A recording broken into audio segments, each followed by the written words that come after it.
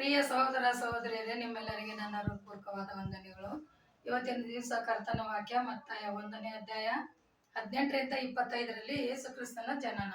ಯೇಸು ಕ್ರಿಸ್ತನ ಜನನ ಹೇಗಾಯ್ತಂದ್ರೆ, ಮರಿಯಳು ಹಾಗೂ ಯೋಸೇಫನೊಂದಿಗೆ ನಿಶ್ಚಿತಾರ್ಥವಾಗಿ ಕೆಲವು ದಿನಗಳಲ್ಲೇ ಪವಿತ್ರಾತ್ಮನ ಮೂಲಕವಾಗಿ ಮರಿಯಳು ಗರ್ಭ ಧರಿಸುತ್ತಾಳೆ.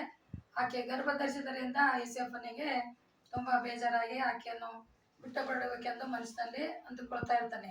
ಅವಾಗ ಕರ್ತನಾದ ಯೇಸು ಕ್ರಿಸ್ತನ ಅವನ ಮನಸ್ಸನ್ನು ಅರಿತವನಾಗಿ ಕರ್ತನ ದೂತನನ್ನು ಕಳಿಸಿ ಆತನ ಕನಸಲ್ಲೇ ಹೇಳ್ತಾನೆ, ಏಲೇ ಯೋಸೇಫನೇ, ದಾವೀದ ಸಂತಾನದವನೇ, ನೀನು ನಿನ್ನ ಹೆಂಡತಿಯನ್ನು ಸೇರಿಸಿಕೊಳ್ಳಲು ಹೆದರಬೇಡ.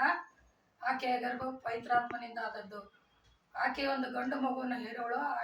ಆ ಮಗುವಿಗೆ ಯೇಸು ಎಂದು ಹೆಸರಿಡಬೇಕು. ಆತನು ಜನರ ಉದ್ಧಾರ ಮಾಡಲು ಹುಟ್ಟುತ್ತಾನೆ ಅಂತ ಹೇಳ್ತಾನೆ. ಸರಿ ಅಂತೇಳಿ ಎದ್ದು ಆತನು ತನ್ನ ಹೆಂಡತಿಯನ್ನು ಸೇರಿಸಿಕೊಳ್ಳುತ್ತಾನೆ. ಆದರೆ ಮಗು ಹುಟ್ಟವರೆಗೆ ಆತನು ಆಕೆಯನ್ನು ಅರಿಯಲಿಲ್ಲ.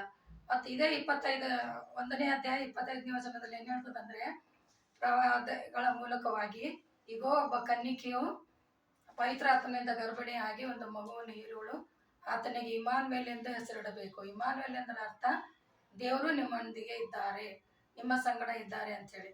ಅದಕ್ಕಾಗಿ ಕರ್ತನ ವಾಕ್ಯ ಏನ್ ಹೇಳ್ತದಂದ್ರೆ, ದೇವರು ನಮ್ಮ ಸಂಗಡ ಇದ್ದಾರೆ ಅಂದಾಗ ನಾವು ಈ ಕ್ರಿಸ್ಮಸ್ ಹಬ್ಬಕ್ಕೆ ನಮ್ಮನ್ನು ನಾವೇ ಸಂತೋಷ ಪಡೋದಕ್ಕಿಂತಲೂ ಇನ್ನೊಬ್ಬರನ್ನು ಸಂತೋಷ ಪಡಿಸುವ ಹಾಗೆ ಎಲ್ಲರೂ ಪ್ರಯತ್ನ ಮಾಡ್ರಿ. ಅಂದ್ರೆ ಬಟ್ಟೆ ಇಲ್ಲದವರಿಗೆ ಬಟ್ಟೆ, ಊಟ ಇಲ್ಲದವರಿಗೆ ಊಟ, ಕಷ್ಟದಲ್ಲಿದ್ದವರಿಗೆ ಈ ತರ ಸಹಾಯ ಮಾಡಿ ದೇವರ ಮಹಿಮೆಯನ್ನು ಪಡಿಸಿಕೊಳ್ಳಲು ನಾವು ಇವರೆಲ್ಲ ಪ್ರಯತ್ನ ಮಾಡಬೇಕು. ಯಾಕಂದ್ರೆ ಕರ್ತನಾದ ಯೇಸು ಕ್ರಿಸ್ತನು ನಮ್ಮೆಲ್ಲರ ಪಾಪಕ್ಕಾಗಿಯೇ ಲೋಕವನ್ನು ಬಿಟ್ಟು ನರಜನ್ಮದಂತೆ ಭೂಲೋಕದಲ್ಲಿ ಹುಟ್ಟಿ ನಮ್ಮೆಲ್ಲರಿಗೋಸ್ಕರ ತನ್ನ ಪ್ರಾಣವನ್ನೇ ತ್ಯಾಗ ಮಾಡಿದ್ದಾನೆ. ಅದನ್ನು ನೆನೆಸಿಕೊಂಡು ಆತನಿಗೆ ಸಂತೋಷ ಆಗೋ ರೀತಿಯಲ್ಲಿ ನಾವು ನಡ್ಕೊಳ್ಬೇಕಂತ ಇವತ್ತಿನ ವಾಕ್ಯ ಇರ್ತದೆ.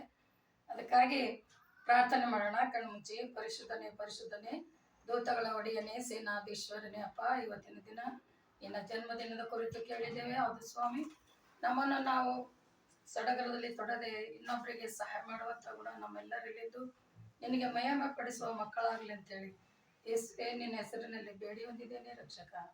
ಆಮೇನ್.